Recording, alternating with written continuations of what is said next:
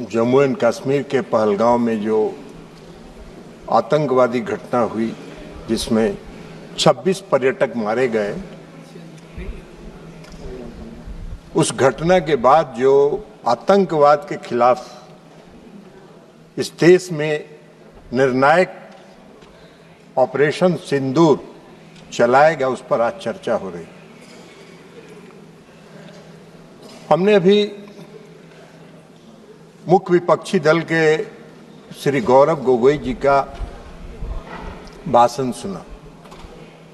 हमको लगा कि बहुत विस्तार से वो कुछ अध्ययन किए होंगे, कुछ बोलेंगे।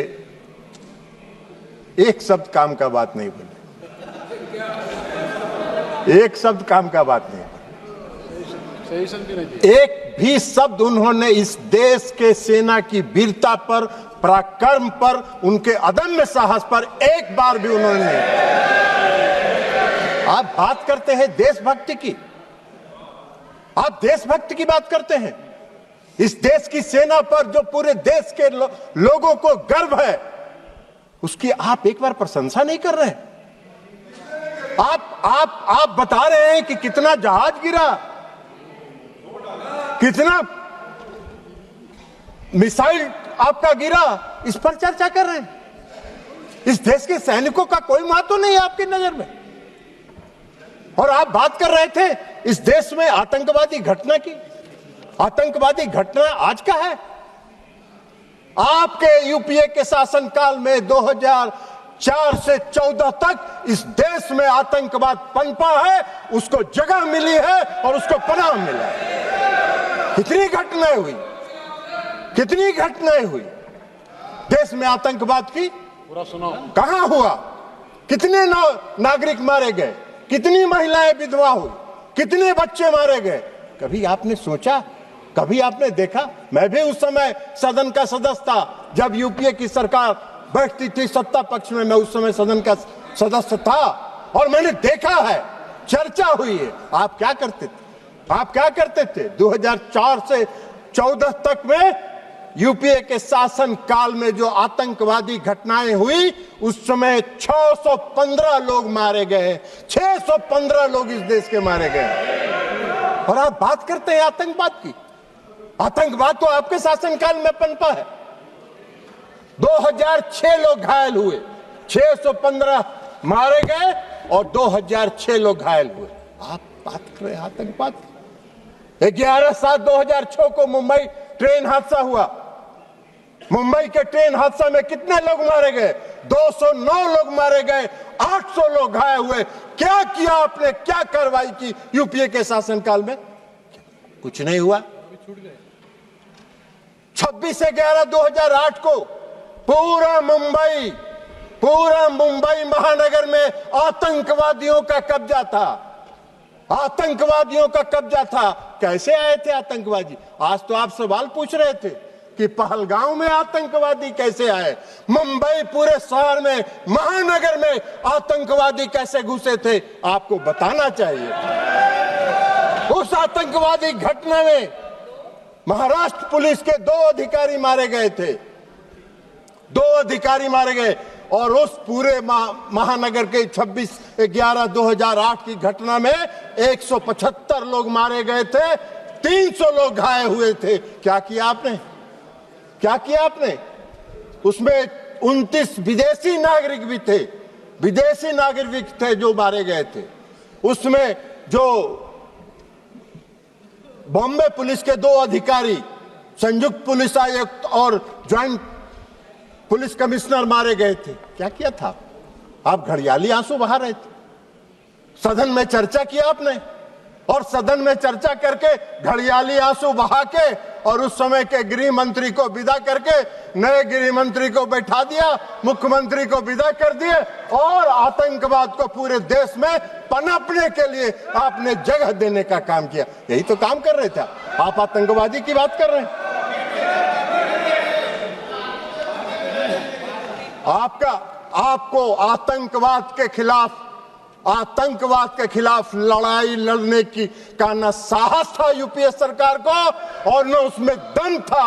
कि वो आतंकवाद के खिलाफ लड़ाई लड़ते, खाना पूरी करते थे, घड़ियाली आंसू बहाने का काम करते थे। हाँ,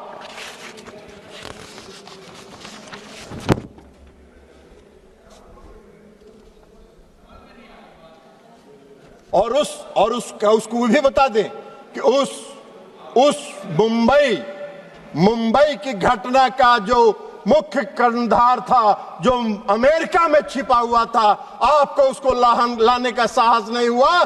प्रधानमंत्री नरेंद्र मोदी जी ने उसको इस देश में लाके उस पर मुकदमा चलाने का काम किया। आप बात कर रहे हैं? हाँ, जरूर है। आज जरूर है कि इस देश में भारत ने पहली बार आतंकवाद के खिलाफ लड़ने का जो संकल्प लिया और जो संकल्प दिखाया, वो 2016 में शुरू हुआ, जब इस देश के प्रधानमंत्री ने कहा कि हम अपने देश की धरती पर आतंकवाद को पनपने नहीं देंगे, निर्णायक लड़ाएंगे और आतंकवादियों को घुस के उसके घर में मारने का काम करेंगे। यह संकल्प प्रधानमंत्री नरेंद्र मोदी जी ने दिखाया। 2016 में उरी की घटना हुई, 25 लोग मारे गए, 25 सैनिक मारे गए, उरी की घटना। और 25 सैनिक मारने के बाद देश के प्रधानमंत्री ने निर्णायक लड़ाई लड़ते हुए सर्जिकल स्ट्राइक किया और पाकिस्तान की सीमा में घुसकर पाक आतंकवादियों को समाप्त करने का काम किया। यह प्रधानमंत्री ने इस संकल्प के साथ काम किया, आतंकवाद के खिलाफ लड़ाई लड़ने का काम किया। आपको कहां दिखाई दे? आतंकवादी प्रशिक्षण केंद्र समाप्त हुए सर्जिकल स्ट्राइक में, सैकड़ों आतंकवादी मारे गए। और फिर दोबारा आतंकवादियों ने साहस किया। फरवरी में 14 फरवरी 2019 को पुलवामा में आतंकवादी घटना हुई और पुलवामा में सीआरपीएफ के गाड़ी पर आत्मघाती हमला हुआ। और उस आत्मघाती हमले के बाद आदरणीय प्रधानमंत्री नरेंद्र मोदी जी के नेतृत्व वाली सरकार ने अपने संकल्प को फिर दोहराया और एयर स्ट्राइक करके पूरे प्रशिक्षण केंद्रों को तबाह किया। जैसे मोहम्मद के लश्करे के सारे प्रशिक्षण केंद्रों को तबाह करने का काम किया। आप मोदी जी को सिखा रहे हैं आतंकवाद के खिलाफ लड़ाई लड़ने का। आप तो आतंकवाद के खिलाफ क्या लड़ाई लड़े थे? इतना दिन देश में शासन किए। आजादी के बाद से तो सबसे ज्यादा शासन आप ही लोगों ने किया है। तो आपको बताना चाहिए था कि हमने ये काम किया था। आप तो कुछ किए नहीं, तो 0 सन्नाटा है। तो 0 सन्नाटा में क्या कहिएगा? तो खोज रहे हैं, अभी बोल रहे थे पहलगांव में आतंकवादी किन उद्देश्यों के साथ आया, उसका भी व्याख्यान आप ही कर रहे थे कि इन उद्देश्यों के साथ पहलगाम में आतंकवादी घुसे थे। आपसे पूछ के घुसे थे क्या वो लोग? आपको कैसे जानकारी है कि वो किस उद्देश्य के साथ लेके घूमे? अरे ऐसा बात मत करिए। कम से कम देश की एकता और अखंडता के साथ मजाक मत करिए। देश की एकता और अखंडता के साथ देश की सरकार के साथ खड़ा रहने का काम कीजिए, नहीं तो कोई नहीं। विश्वसनीयता तो प्रतिदिन समाप्त हो ही रही है, आने वाले समय में कोई पूछेगा भी नहीं, यह भी जान लीजिए। तो इसलिए एयर स्ट्राइक किया प्रधानमंत्री जी ने। पुलवामा की घटना के बाद 26 अप्रैल को बालकोट में घुस के एयर स्ट्राइक करके आतंकवादियों के प्रशिक्षण केंद्र को समाप्त करने का काम किया। ये प्रधानमंत्री का संकल्प था, ये मोदी जी का संकल्प था। यूपीए के किसी सरकार के प्रधानमंत्री ने यह संकल्प नहीं लिया था। यह काम मोदी जी ही कर सकते हैं, दूसरा कोई नहीं कर सकता है। और अब ऑपरेशन सिंदूर पर आइए। 22 अप्रैल को पहलगाम में घटना हुई और 22 अप्रैल को पहलगाम में जब घटना हुई तो अरे जाओ ना यार, वहां वोटर बड़ा जाली बनवाए, वो उधर जाके देखो।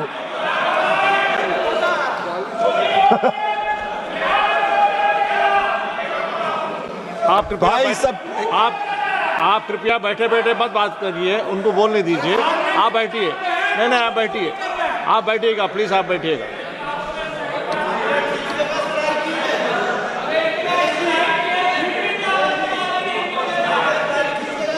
हाँ, उनको होए नस पकड़ा गया है, असली नस पकड़ा गया। इलाज भी, और अगर देखिए आपको एक चीज बता देते हैं, अगर असली बीमारी पकड़ा जाता है तो उसका इलाज भी परफेक्ट होता है। डायग्नोसिस अगर सही हुआ तो ट्रीटमेंट, डायग्नोसिस अगर डायग्नोसिस सही हुआ तो ट्रीटमेंट भी पक्का होगा। आपकी बीमारी समाप्त हो जाएगी, चिंता मत करिए। आप बैठिएगा, आप नहीं, जब भी बोलेंगे, आप जब मौका देंगे तभी बोलेंगे। और सभापति महोदय, प्लीज एड्रेस द चेयर। सभापति महोदय, 22 अप्रैल को पहलगांव में घटना हुई। हमारे पूरे देश के पर्यटक वहां गए थे, घूमने गए थे, परिवार के साथ गए थे, छुट्टियां मना रहे थे, और आतंकवादियों